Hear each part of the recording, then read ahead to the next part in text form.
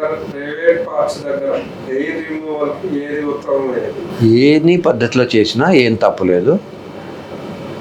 పూర్వకాలంలో single blade ఉండేది, దానివల్ల కొన్ని ఘాట్లు వచ్చేవి. ఇప్పుడు డబుల్ బ్లేడ్ వస్తుంది. డబుల్ బ్లేడ్తో తీసుకున్నా లేదా హెయిర్ రిమూవల్ పౌడర్స్ ఉంటాయి, అది వేసినా ఏది చేసినా పర్లేదు. కానీ క్లీన్గా ఉంచుకోవడం అవసరం.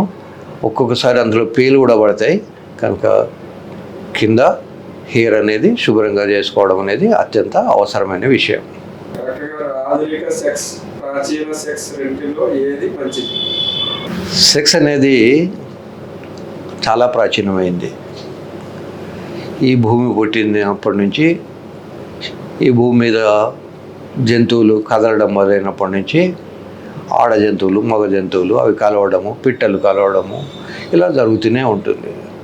దీంట్లో ఆధునిక సెక్స్, పురాతనమైనటువంటి సెక్స్, ప్రాచీనమైన సెక్స్ అంటూ ఏముండదు. సెక్స్ అనేది ఇవాళ కొత్తగా ఆధునికంగా కనుగొనబడేది ఏం కాదు.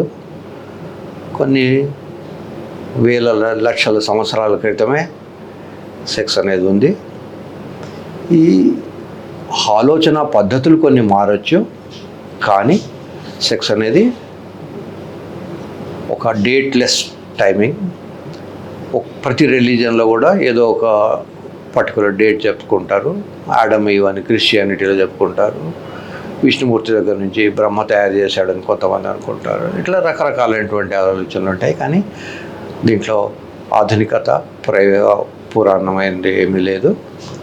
ఆధునికంగా కొత్తగా కనుగొనబడింది ఏంటంటే కండోము, రెండోది కాపర్ టీ పిల్లలు కాకుండా ఉండడం, మూడోది